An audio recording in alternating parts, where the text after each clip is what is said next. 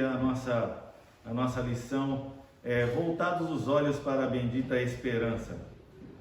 O nosso textuário de hoje é aguardando a bem-aventurança, a bem-aventurada esperança e o aparecimento da glória do grande Deus e nosso Senhor Jesus Cristo. A verdade prática hoje é: a nossa esperança é algo vivido e real, não se baseia em utopia e nem em imaginação humana, mas em fatos revelados na palavra de Deus e confirmados pela história. É algo muito importante que até Ricardo, ajuda para mim. Ali dentro da minha pasta tem um livro grosso, grande. Até aqui no texto ele fala sobre história, confirmado pela história. Então, irmãos, hoje a gente vai passar mostrar algumas coisas assim que são subsídios, ou seja, quando a gente vai estudar a lição, principalmente nós que vamos ensinar a lição, a gente precisa não só do texto da lição, mas alguma coisa que auxilia o professor a buscar ênfase para dar uma melhor visão de ensino e aprendizado. Para mim, aprender mais do que eu já sei e consolidar aquilo que eu já sei para ter a certeza naquilo que ensinar. Essa revista hoje, ela fala aqui na verdade prática, confirmados pela história.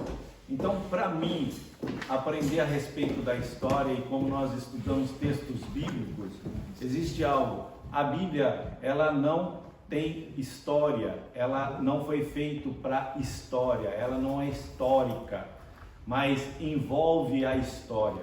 Ou significa o quê? Ela foi feita, compactada para nos edificar espiritualmente.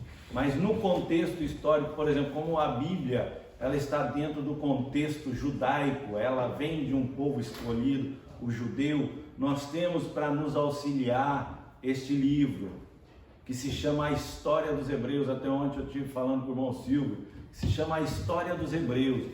Aqui ele foi escrito por Flávio Josefo, um dos maiores historiadores da história judaica, e aqui na realidade esse livro ele era em 3 volumes, e a CPAD transformou ele em 1 volume.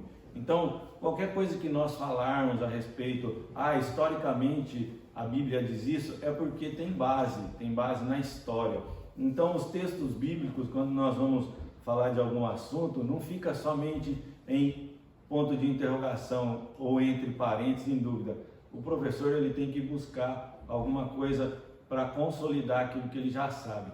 Então, se os irmãos tiverem alguma dúvida, venha direto ao professor, porque se você fazer perguntas a alguém que não seja o professor, significa o quê? Você vai criar uma dúvida para você mesmo. E aí o professor tem uma mentalidade, está dentro do assunto, e a pessoa pode não ter a mesma cabeça que eu tenho a cabeça grudada no meu pescoço, eu tenho o mesmo pensamento. E o irmão, por exemplo, quem está responsável na escola bíblica, até o próprio pastor, isso vai trazer conflito. Então isso não é bom para nós que estamos estudando na escola. A Bíblia diz: escola é um lugar de estudo, e bíblica é sobre a Bíblia. Dominical porque é domingo, mas nós estamos estudando domingo à tarde. Então, irmãos, tem esse material aqui. Então, os irmãos que não conhecem, esse é um material bom, quem quiser adquirir, amém. Mas existem outros livros que os irmãos podem adquirir na CPAD, que fala a respeito da história bíblica, amém? O nosso texto de hoje é Atos capítulo 1, versos 6 a 11, amém? Atos 1, de 6 a 11.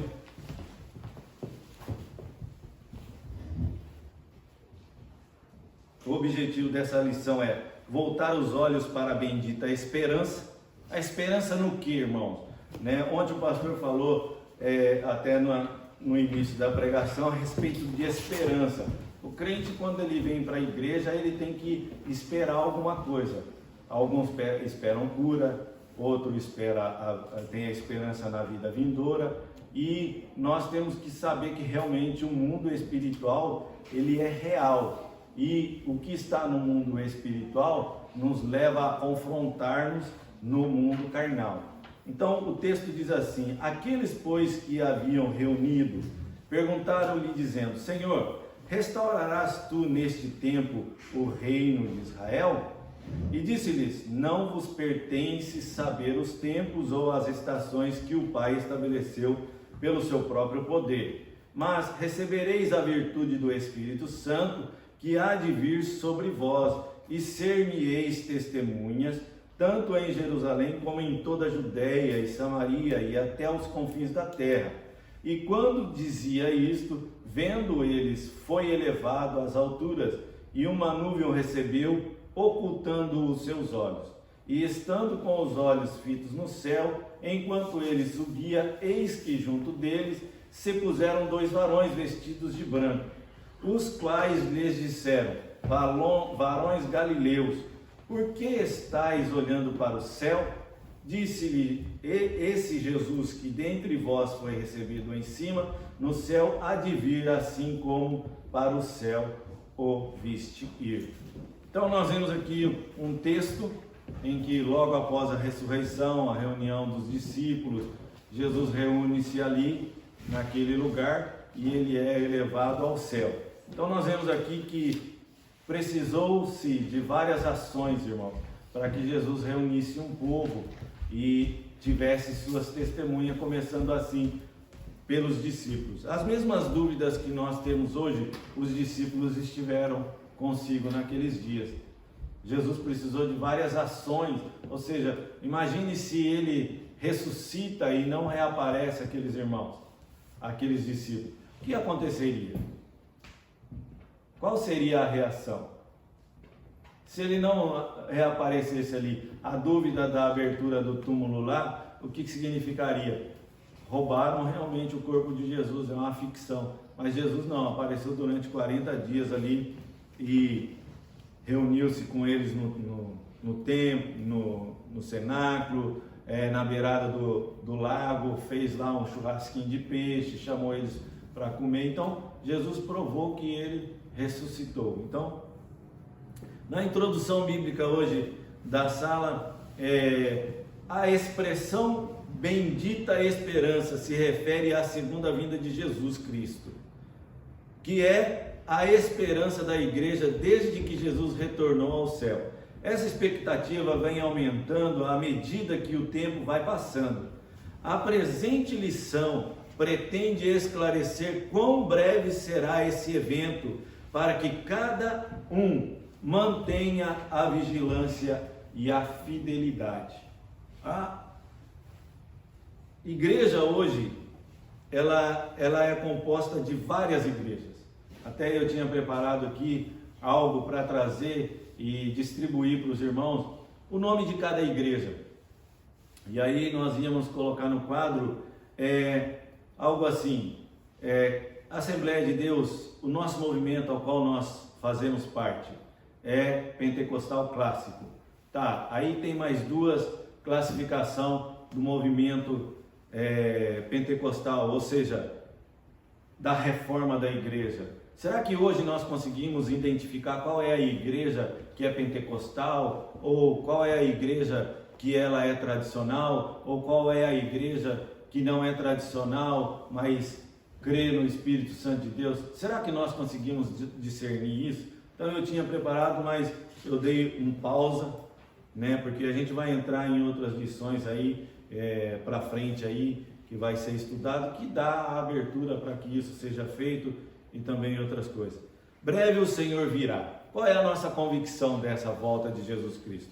A primeira, a vinda de Cristo. A segunda vinda de Cristo é uma verdade ensinada na Bíblia inteira, com abundância de detalhes, nos evangelhos e nas epístolas. Todos os ramos do cristianismo concordam que Jesus um dia voltará, mas essa unanimidade não ocorre no tocante à maneira como isso vai acontecer. Há diversas interpretações sobre o tema que fogem ao escopo da presente lição. Inclui-se na expressão segunda vinda o arrebatamento da igreja e a vinda de Jesus Cristo em glória, ou seja, 2 Tessalonicenses 2:8. Quando o Senhor Jesus ascendeu ao céu, os varões de branco disseram que ele viria da mesma maneira que subiu. Quem seriam esses varões, irmãos? Irmão Silvio, quem você acredita que seriam esses varões? Hoje não tem olhar, a pergunta vai ser para você também. Que tem uma irmã aqui que tem um olhar assim, não pergunte para mim. Não. Os anjos. Seria os anjos, né? Então quer dizer, você pode ver que a própria informativa não veio de outro homem, não veio de um outro ser material como o nosso, está indicando varões que vieram do próprio céu para dizer aos homens que o Cristo ressuscitado, que subiu ao céu, esse mesmo voltará. Então nós temos que crer nessa, nessa indicativa de que é real o arrebatamento da igreja também. Veja bem, o arrebatamento da igreja, ele não vem. Teve uma época que o arrebatamento da igreja, ele não foi enfático. Se você for na história da igreja, ele vem sendo enfático a partir do século XIX. Só depois da reforma da igreja é que isso foi sendo enfático de que a igreja seria arrebatada, mesmo ela estando sendo ensinado dentro da palavra de Deus. A igreja entre o terceiro século e até o século XIX, ele foi ofuscado. Se você olhar esse movimento do arrebatamento e ensinamento do arrebatamento da igreja, ele surgiu na igreja anglicana, que é a igreja inglesa, aonde recebeu o apoio de Martinho Lutero na reforma, e isso foi criando força. E ele foi criando força esse movimento, e veio os ensinamentos e ensinando que o arrebatamento da igreja realmente vai acontecer. Depois, mais para frente, o que aconteceu? Ele foi mais enfatizado ainda depois que a Rua Azusa trouxe um verdadeiro avivamento a respeito do batismo no Espírito Santo. Então, historicamente, biblicamente, se nós, os crentes, não estivermos familiarizados, a nossa fé, ela vai se ofuscando, como ofuscou-se a da igreja, por repressão a não poder ler a Bíblia. Então isso a gente tem que aprender essas coisas e colocar no nosso coração, para que a nossa fé seja aprimorada. 2. Uma promessa de Jesus. Ele prometeu voltar para nos buscar e nos levar para o céu. Mas parece que antes do Pentecostes os discípulos ainda não tinham uma compreensão exata dessa vinda. Pelo que se pode observar na pergunta dos discípulos: Senhor, restaurarás tu nesse tempo o reino de Israel? Talvez estivessem ainda pensando num reino físico, político, que era o pensamento dominante em Israel. Por que eles tinham esse pensamento? Porque eles estavam debaixo do jugo dos romanos. Só que, veja bem, Israel, ele veio passando por debaixo de jugos. Por quê? Porque Israel, ele tinha que manter a sua fé e a sua maneira de regir, ou seja, de direcionar e preservar as coisas de Deus. Então, toda vez que Israel era levado para o exílio, significava que ele olhava a terra sempre como a terra prometida.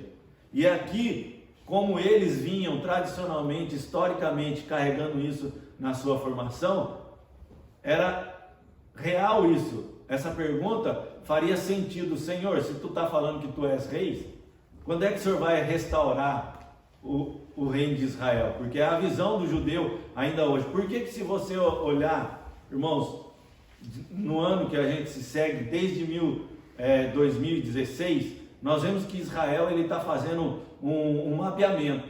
Ele pega o nome dos líderes que surgem e faz uma árvore genealógica da pessoa. Por exemplo, fez do Jair Bolsonaro, Emmanuel, Macron da França, Tudo isso por quê? Porque eles estão em busca de um grande líder que dá com a genealogia do anticristo na realidade. Então eles estão procurando esse grande líder, que eles acreditam que é o Messias. Só que se você for ver biblicamente, quando Abraão manda o seu servo buscar uma mulher para o filho dele, veja bem, é preciso ter uma união dentro da própria família de Noé. Se você estudar filho por filho da família, você vai ver que existe uma união entre a família de Sem e a família de Cã. A mulher de Isaac, ela tem que ser da mesma família. Então lá na frente existe uma outra união, a 14 em 14 gerações existiu uma união, em que a última união que teve foi entre a família dessas mesmas famílias, entre José e Maria. Então tudo isso está dentro do contexto, na promessa da vinda de Jesus, que é a primeira vinda, e com isso se concretiza a promessa da segunda vinda de Jesus.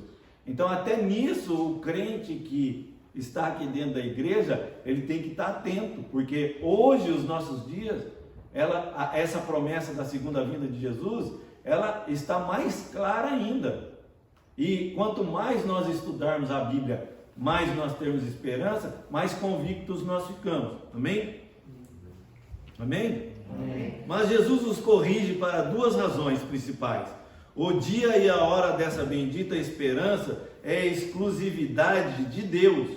Ou significa uma coisa aqui. Não significa que Jesus não sabia a hora que ele ia vir de novo. Significava que naquela hora ali, se ele desse qualquer outro tipo de resposta, só aguçaria a curiosidade deles. Então significa, não pertence a vocês saberem a hora, só Deus. E muitas vezes nós estamos aqui dentro da igreja e ouvimos a pregação a respeito do arrebatamento e nós ficamos mais curiosos ainda a respeito da volta. É melhor nós pegarmos e fazermos evangelismo, louvar a Deus, pregar a palavra, do que ficarmos ansiosos pela vinda do Senhor. Se você ficar muito ansioso pela vinda do Senhor, o que vai acontecer? Você vai parar e não vai fazer nada. Alguns movimentos pregam aí, até há pouco tempo atrás, uma comunidade nos Estados Unidos cometeu suicídio, o quê? Coletivo.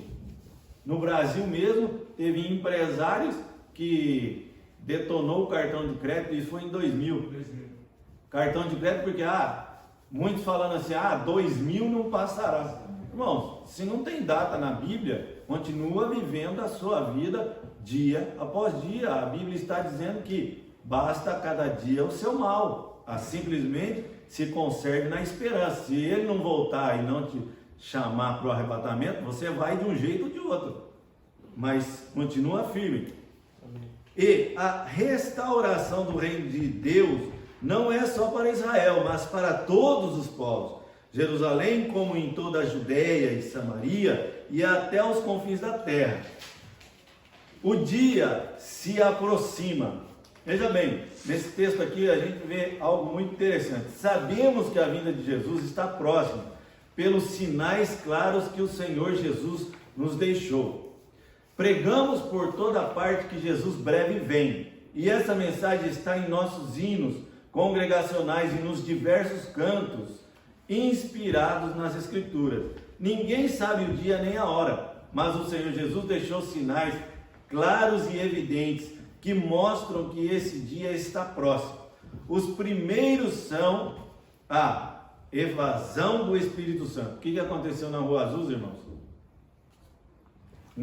Uma explosão. Dali da Rua Azusa já havia um movimento pentecostal na Europa, a coragem daqueles irmãos na reforma. Vem para os Estados Unidos, um país onde a perseguição era amena. Mas a escravidão, antes disso, era muito, em que os feitores usavam até a Bíblia para repreender quem era escravo. Então a Bíblia ela foi usada para várias coisas. Só que quando chega ali na Rua Azusa, existe a explosão, ou seja, O que acontece? A explosão foi mundial a respeito do batismo do Espírito Santo. Só que foi tão grande que até hoje, por exemplo, se você vai na igreja dos Mormons, existe uma doutrina lá dentro da igreja dos Mormons. Até hoje eu estava conversando com o irmão a esse respeito. Lá é doutrina a pessoa falar em línguas. Lá falar em línguas é essencial. E veio da onde isso? Do movimento do Espírito Santo de Deus. Já falei em uma outra lição. A ortodoxia ensina o Espírito Santo de Deus o falar em línguas, mesmo sendo lá. Mesmo aquele lá dentro da igreja, balançando aquele castiçal com fumaça lá dentro, também se ensina o dom de língua. Então significa o que, irmãos? Que nós aqui, nós temos que aprender que a palavra de Deus, o movimento do Espírito Santo está onde Ele quer. Quem segue aqui a palavra de Deus, está o quê? Firmado na rocha, na palavra. Só que alguns são manteiga, desliza. A Bíblia diz que existe só um caminho, existe só uma afirmação, existe só uma verdade. Então, se há idolatria nesse lugar, mesmo que o Espírito Santo esteja agindo ali, é para convencer eles de que eles estão no pecado. Então esse é o agir, mesmo que lá falem línguas, o Espírito Santo está ali agindo para convencer eles do pecado. Vamos para frente, a Escritura. Ninguém sabe o dia nem a hora, mas o Senhor Jesus deixou sinais claros e evidentes e mostram que esse dia se aproxima. Os principais são a efusão do Espírito Santo, uma promessa para os últimos dias, que a partir do avivamento da Rua Azusa tem se espalhado pelo mundo inteiro. Os pentecostais são o maior movimento protestante do mundo. O outro sinal evidente é a fundação do Estado de Israel, que se deu em quando, irmão? Alguém tem a data aí? Em 1948. Isso é uma promessa, isso é uma profecia e isso aconteceu em 1948, né, nas Nações Unidas. Só que hoje Israel não faz mais parte das Nações Unidas. Tanto é, por que isso? Porque toda vez que Israel leva um assunto para ser tratado nas Nações Unidas, eles tratam na reunião, mas acabou a reunião, eles deixam o assunto de lado.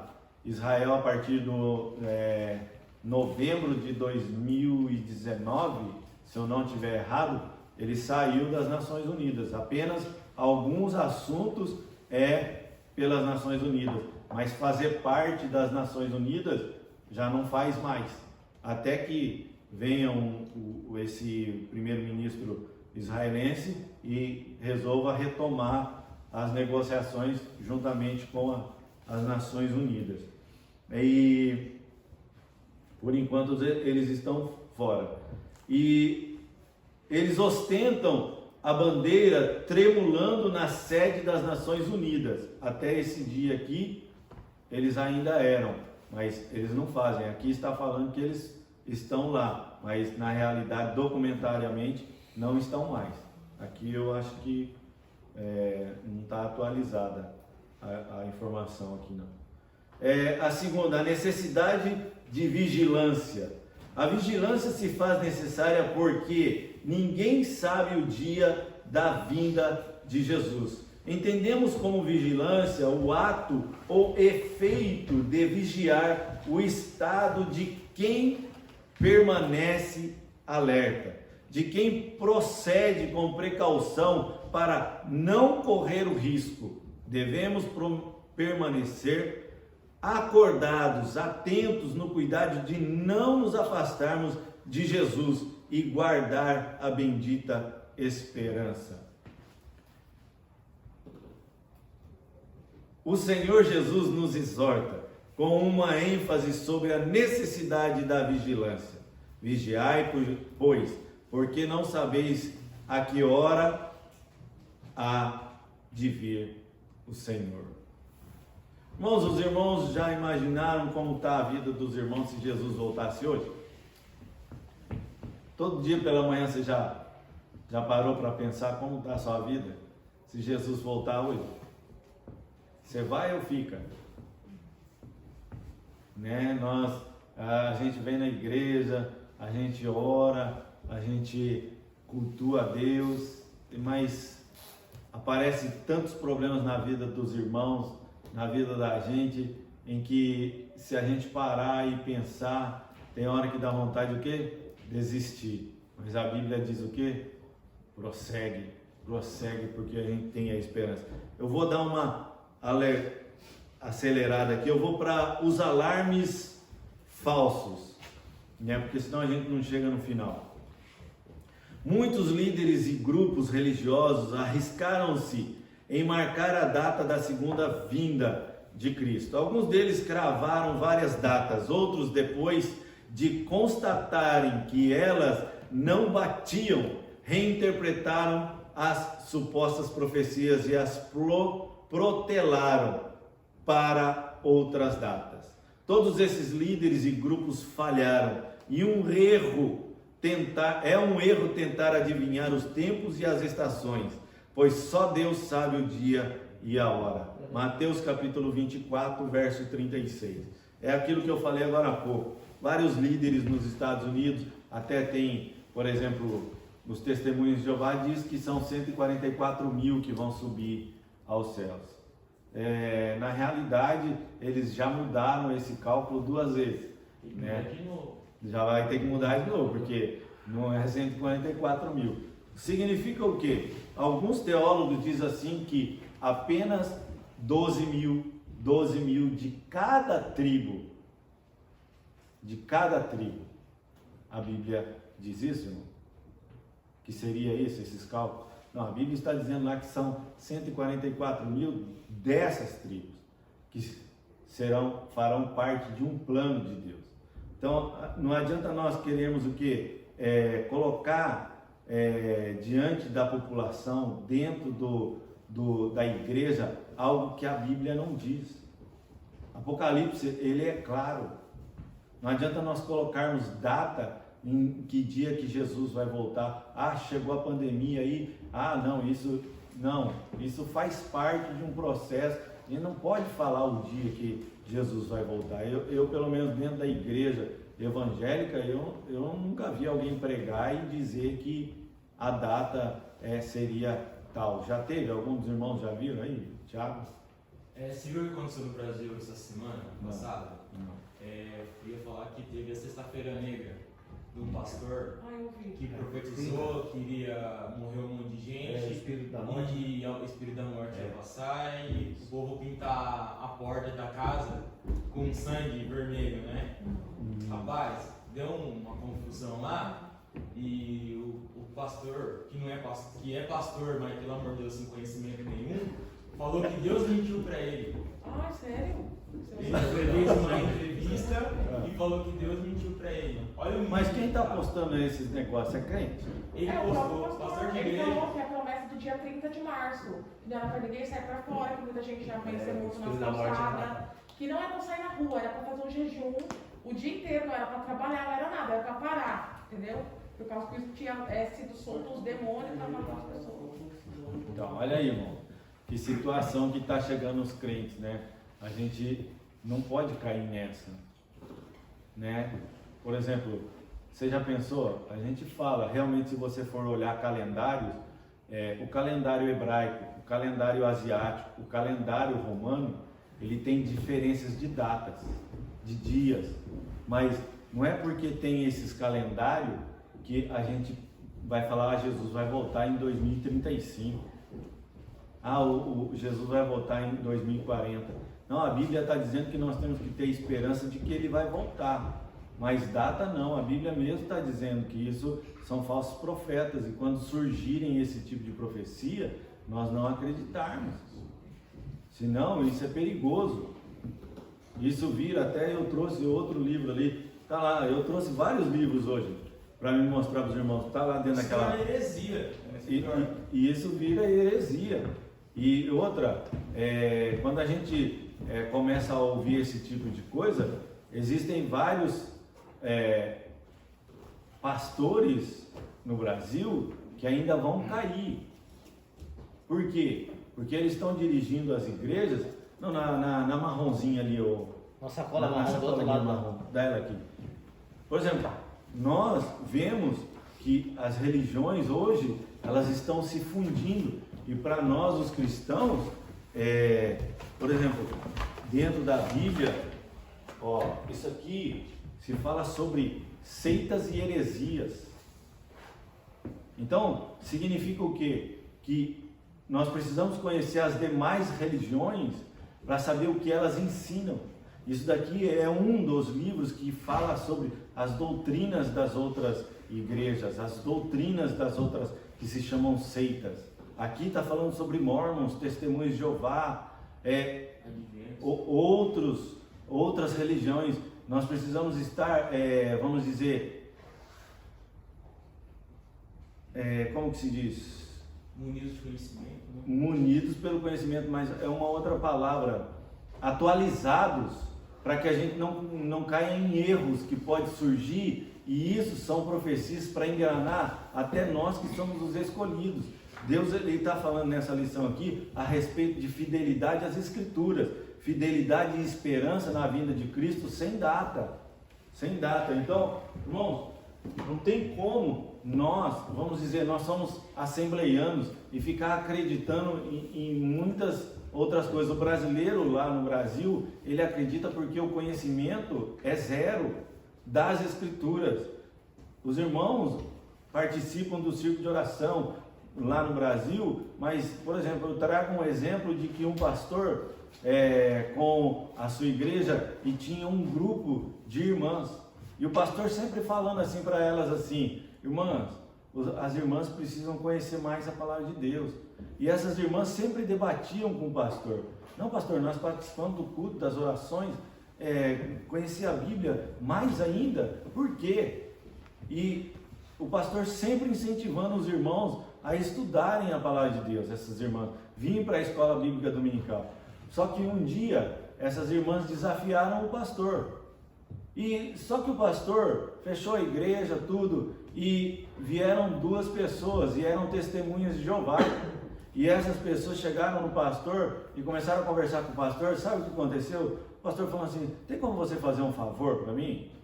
Tá vendo aquelas mulheres que estão indo lá na frente? Segue elas, vai até a casa delas, procura saber o nível de conhecimento delas. Aí os dois testemunhos de Jeová seguiram elas e foi até a casa delas. Chegou lá, eles se confrontaram, e as mulheres quiseram apenas falar de oração para elas, mas não quiseram falar da palavra de Deus. Aí essas mulheres não aceitaram a palavra do pastor da igreja dela. O que aconteceu? Precisou essas irmãs serem confrontadas no seu conhecimento. Elas viram que não sabia nada da palavra de Deus, e que naquele momento só a oração não ia fazer efeito nenhum para aqueles testemunhos de Jeová que estavam desafiando, não faziam parte da mesma fé dela. Sabe o que aconteceu? No outro dia, elas chegaram no pastor e disseram assim: pastor, a partir de agora, nós não fazemos só parte do círculo de oração, mas também da escola bíblica, também dos cultos, nós queremos aprender mais. E o pastor falou assim para ela: por que, irmã? Ontem eu falei, as irmãs não acreditaram. O que aconteceu? A gente foi confrontado pelos testemunhos de Jeová. Então, quer dizer, se o pastor fala, você não dá ouvido, quer dizer, você precisou ouvir alguém que te confrontou por outra fé, por outra razão, para daí você dar ouvido? Irmãos, então, até nisso, a fidelidade nossa está em quem? Está no quê? A nossa esperança está em quem? Precisa acontecer uma perseguição, precisa acontecer algo aí, um advento contra a igreja, para daí nós darmos ouvido a tudo que já está sendo pregado? Vamos lá, a fidelidade de Deus, e já vamos eliminar aqui. A fidelidade de Deus, a verdade é um dos atributos morais de Deus, do qual reflete outras perfeições divinas, entre as quais a fidelidade de Deus é fiel. A fidelidade de Deus é grande e expressa uma absoluta confiança, cuja ideia é de firmeza. Assim como ele cumpriu a promessa da vinda do Salvador do mundo, de igual modo a segunda vinda de Cristo podemos considerar como um fato incontestável. A fidelidade como virtude cristã, os atributos morais de Deus são aqueles cujas ressonâncias e reflexos são vistas nas criaturas humanas. A fidelidade é uma das virtudes cristãs proveniente do Espírito na vida do crente. Essa verdade é ensinada em toda a Bíblia de maneira direta, nos relatos históricos e proféticos, nas parábolas e ilustrações como importante virtude da vida cristã. Tempos e estações. Jesus responde a perguntas dos discípulos, ampliando o horizonte desse reino. Não vos pertencem saber os tempos e as estações. Essa resposta foi dupla, ou seja, em tempos. Tempos, no grego, nessa passagem é cronos, e significa um longo período. Haveria um espaço de tempo para a pregação do Evangelho entre a descida do Espírito Santo e a vinda de Cristo.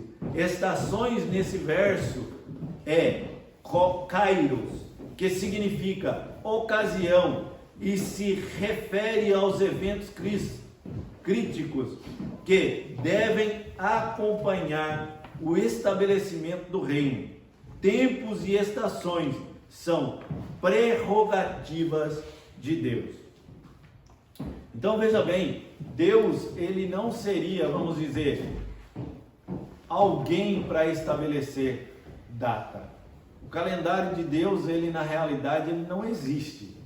Dia, hora. Para Deus isso daí, na realidade, no nosso entendimento humano, ele não existe. Porque Deus vive na eternidade. Você tem dia porque está dentro de um globo terrestre e você está limitado. Você tem noite porque a terra roda. Então significa, você tem estação porque o sol está aqui, a terra, entre a terra ela tem a lua, e quando a lua, a terra faz a volta em volta do sol, por exemplo, ele leva 6 meses para estar do outro lado do sol, depois mais 6 meses para estar aqui. A lua em volta da terra leva 28 dias e não 30. Entendeu? Não leva um mês para completar o círculo em volta da terra. E são 6 meses para o sol estar lá do outro lado da terra, está lá do outro lado do sol. Isso não existe para Deus.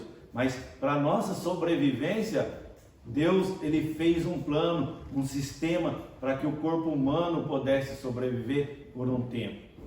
Então, aqui Deus, ele é fiel na sua palavra. Até hoje eu ia trazer um mapa em que também está à venda na CPAD ou numa aula em que a gente tratar do assunto. Dá para colocar ali, como o pastor falou, aqui para passar aqui, e você vai ver que tudo Deus já tem programado para acontecer no devido tempo determinado por Deus. Agora a conclusão: viver em fidelidade é ser fiel e leal a Deus durante toda a vida. 2 Timóteo 4, 7, 8. A fidelidade ao Senhor Jesus é uma das condições para herdar o reino dos céus. O Senhor Jesus falou reiteradas vezes sobre a sua vinda. Ao ascender ao céu, 2 anjos reafirmaram essa promessa. Foi reafirmada a vinda do Senhor Jesus. Esse Jesus que dentre vós foi recebido em cima no céu, há de vir, assim como para o céu o viste ir. A volta de Jesus para nos levar ao céu é a esperança da igreja. Amém, irmão? Então nós terminamos essa lição trimestral.